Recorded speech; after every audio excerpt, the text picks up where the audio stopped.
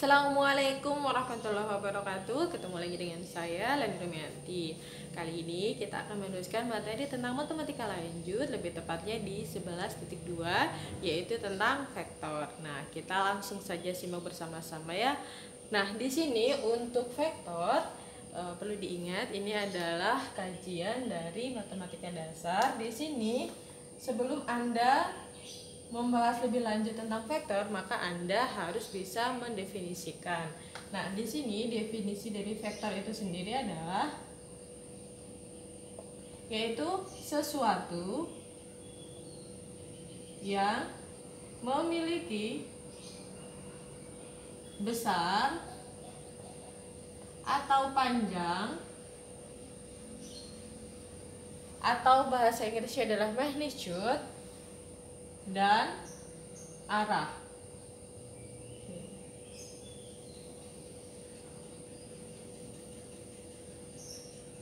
Nah, tadi perlu diingat ya, saya bilang ini adalah kajiannya adalah matematika lanjut.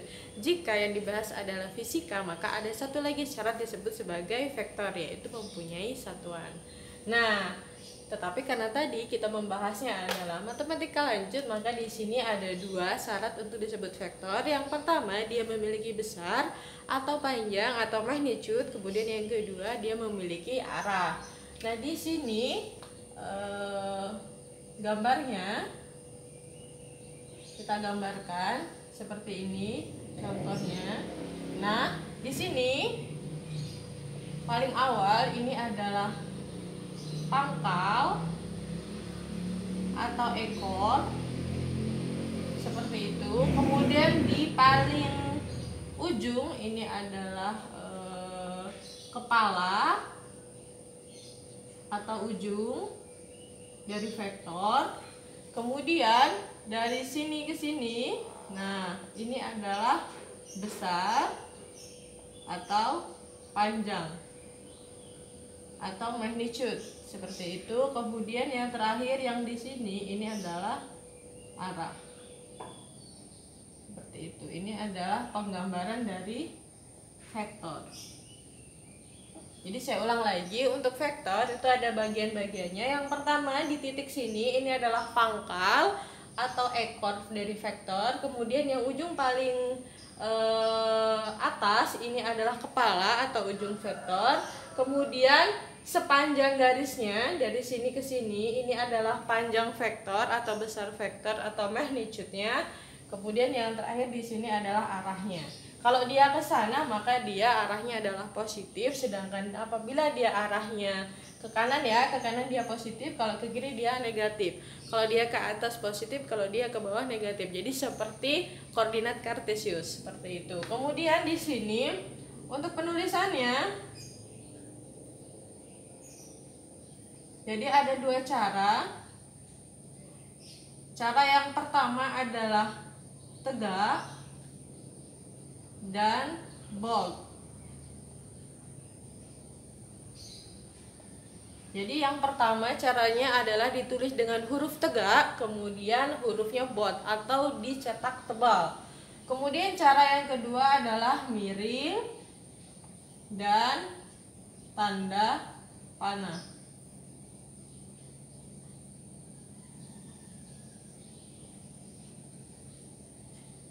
Seperti itu. Jadi di sini ada dua cara untuk menuliskan vektor. Cara yang pertama adalah hurufnya tegak, kemudian dia dicetak tebal atau di bold. Kemudian cara yang kedua, dia adalah hurufnya miring, kemudian diberi tanda panah. Jadi kita langsung kasih contoh. Contoh di sini kita ambil di sini huruf A, hurufnya U. Biar disamakan ya. Seperti itu. Jadi dia tegak kemudian ditebalkan di bold. Contohnya U dan V. Vektor U dan V. Kenapa? Karena saya menyamakan di buku parsel. Seperti itu. Kemudian yang di sini dia hurufnya miring tetapi pakai tanda panah, U dan V. Oke. Nah, Anda boleh memilih antara dua. Jadi mana yang menurut Anda lebih mudah? cara yang pertama ini menurut sebagian besar orang lebih sulit untuk digunakan jika yang digunakan adalah manual. Jadi kalau Anda menulis manual seperti ini agak sulit karena harus ditebalkan seperti itu. Jadi lebih terlihat jika Anda menggunakan poin yang kedua, miring dan tanda panah. Jadi hurufnya miring dan tanda panah. Seperti itu. Kalau Anda menggunakan komputer ini tidak masalah karena dia dibuat gampang. Tetapi kalau Anda menulis, jika tugasnya adalah tugas manual dengan tulis tangan, maka saya sarankan dengan menggunakan cara yang kedua, seperti itu. Nah, selanjutnya di sini untuk vektor, ini ada pendekatan yang digunakan.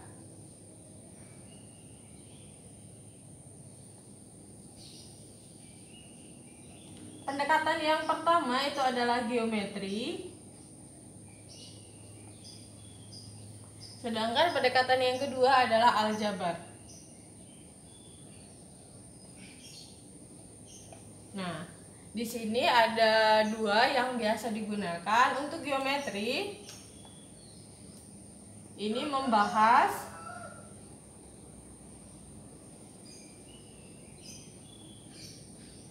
yang pertama itu adalah penjumlahan dua vektor. Kemudian poin yang kedua dia membahas perkalian dengan skalar. Nah, seperti itu. Selanjutnya untuk poin yang pertama, perjumlahan dua vektor ini bisa menggunakan dua cara. Cara yang pertama adalah cara segitiga. Sedangkan cara yang kedua adalah jajar genjang.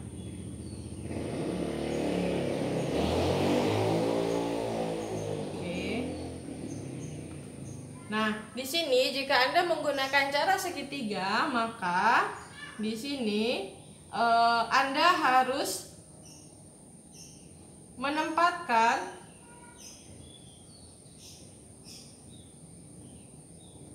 pangkal. Kita misalkan ya di sini ada dua vektor, ini kan dua vektor. Kita misalkan agar sama dengan buku parcel di sini faktornya adalah U dan V. Jadi kita menempatkan pangkal V itu berhimpit dengan ujung U.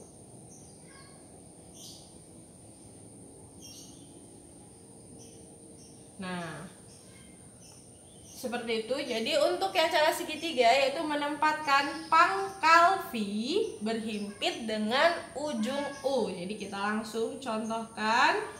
Contoh di sini, misalkan saja di sini U-nya seperti ini. Nah, ini adalah U seperti itu. Kemudian V-nya, jadi V-nya itu letaknya di sini. Kan ini ujung, nih ujung U. Jadi pangkalnya V, nah di sini ini adalah nah seperti itu. Saya ulangi lagi ya. Jadi untuk cara segitiga ini pangkal, ini kan pangkal, ini ujung, ini pangkal, ini ujung. Nah, pangkalnya V itu diletakkan berhimpitan, jadi mepet di si ujungnya si U seperti itu. Jadi di sini resultannya penjumlahannya adalah dari sini ke sini. Nah, ini adalah U plus V. Nah, seperti itu. Mudah kan? Nah, selanjutnya untuk cara yang kedua yaitu adalah cara jajar genjang. Nah, kalau cara jajar genjang di sini Anda harus menempatkan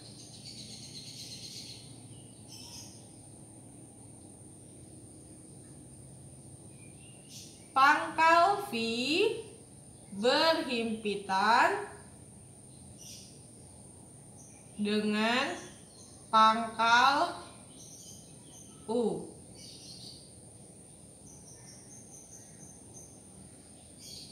Nah, Oke, kita contohkan. Jadi di sini adalah U.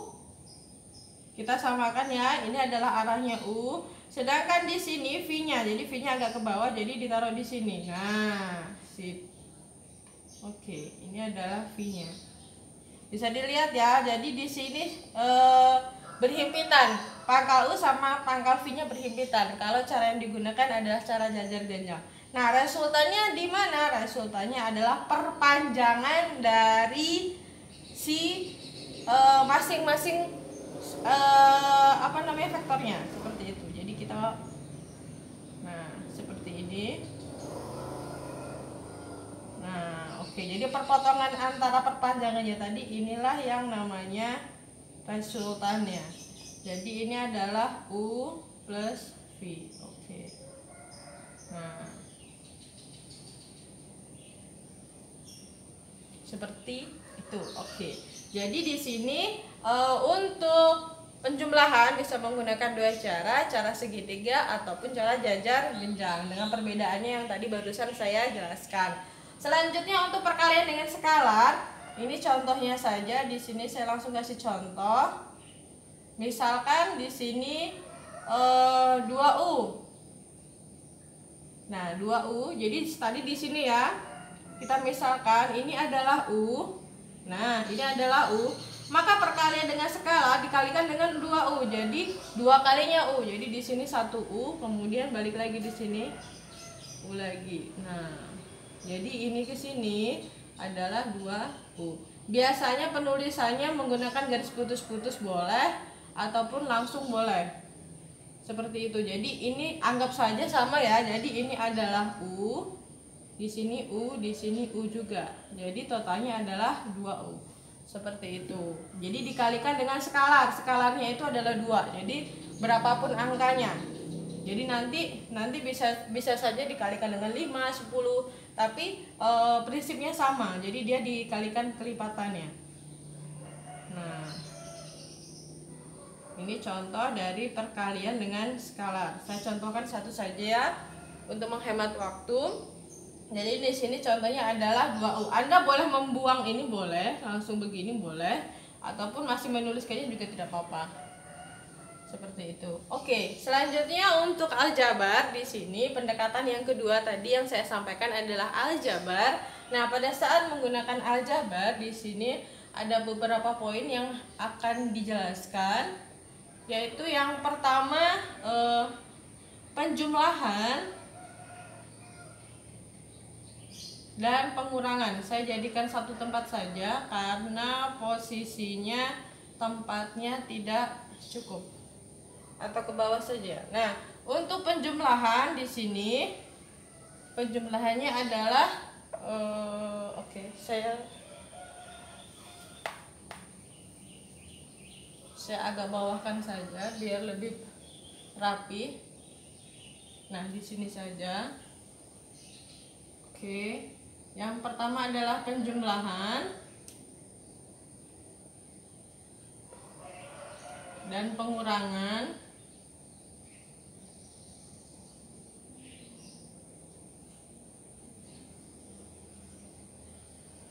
Kemudian di sini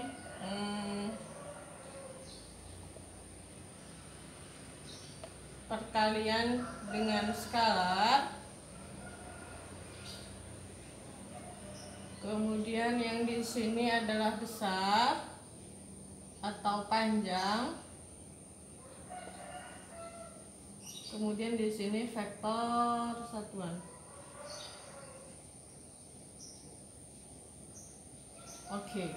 Jadi ini adalah bahasan untuk aljabar. Di sini ada 4 poin. Sebenarnya 5, tapi karena tempatnya tidak muat jadi saya bikin 4 saja. Yang pertama adalah penjumlahan, kemudian yang kedua adalah pengurangan, kemudian yang ketiga adalah perkalian dengan skalar, yang keempat adalah besar atau panjang atau magnitude, dan yang terakhir adalah vektor satuan. Jadi Anda harus bisa menentukan kelima besaran ini. Nah, kita langsung saja untuk penjumlahan di sini. Jadi U saya menggunakan ini ya, menggunakan huruf miring dan panah. U plus V itu sama dengan di sini Jadi di sini U1 ditambah V1, U2 ditambahkan V2, U3 ditambahkan V3. Oke, seperti ini. Ini cara penulisannya. Kemudian kalau pengurangan U minus V, otomatis di sini U1 minus V1, kemudian U2 minus V2, dan yang terakhir adalah U3 minus V3. Oke. Nah, ini adalah yang pertama, saya menggunakan 3 dimensi. Kalau di buku parcel itu ada 2 dimensi juga ya. Jadi kalau 2 dimensi, bagian 3-nya dibuang saja. Oke, selanjutnya untuk ke perkalian dengan skala, di sini kita ambil jadi C dikalikan U. Jadi ini sama dengan, kita tadikan, jadi C-nya dikalikan U1, kemudian C dikalikan, U2. Oh, kita ke bawah saja ya.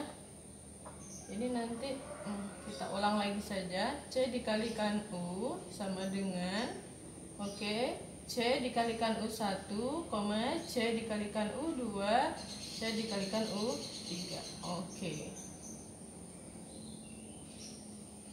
Nah, seperti itu. Ini untuk yang poin kedua, perkalian dengan skalar. Kemudian untuk besar, di sini saya ambil jadi harga garis 2 ya.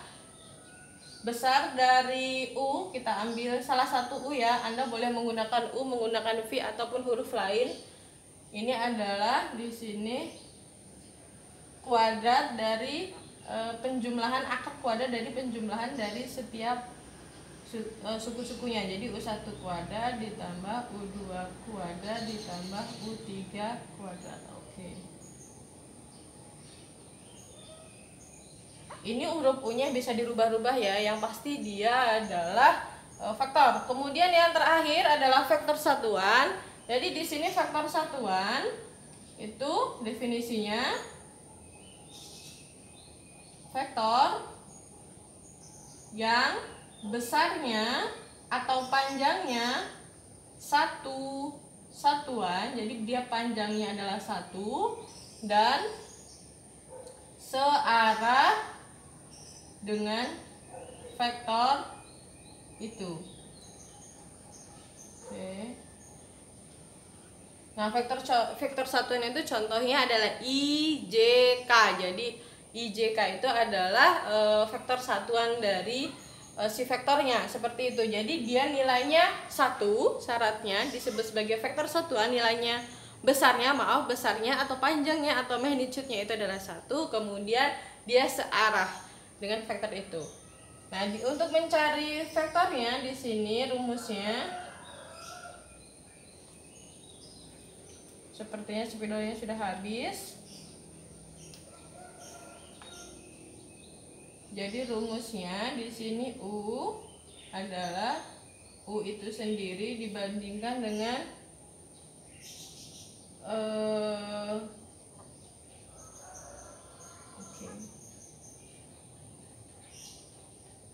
dibandingkan dengan gini.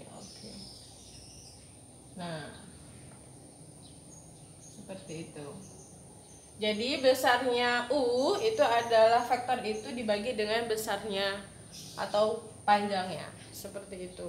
Nah, ini adalah materi yang disampaikan untuk bagian 11.2. Jadi saya ulang kembali, di sini ada 2 pendekatan yang bisa Anda gunakan untuk mempelajari vektor. Untuk bahasan di matematika lanjut ya, beda halnya dengan untuk mekanika seperti itu atau di fisika dasar. Jadi beda, prinsipnya sama, tetapi mungkin kajiannya kalau di fisika dasar atau di mekanika lebih dalam dan lebih detail. Nah, di sini untuk pendekatan yang pertama adalah geometri dengan cara menggambar. Kemudian yang kedua adalah aljabar atau enaknya bahasanya lebih mudahnya dengan hitung-hitungan. Nah, dengan aljabar di sini ada 2 cara yang bisa digunakan, yaitu yang pertama adalah segitiga, sedangkan yang kedua adalah jajar genjang. Selanjutnya untuk aljabar di sini Anda harus bisa menjumlahkan dan mengurangkan vektor kemudian mengalihkan dengan skalar, kemudian harus bisa mencari panjang atau besar atau magnitude, kemudian Anda juga harus bisa mencari vektor satuan. Nah, sekian untuk materi kita hari ini, semoga bermanfaat. Untuk lebih jelasnya kita langsung saja ke latihan. Saya akhiri, Assalamualaikum warahmatullahi wabarakatuh.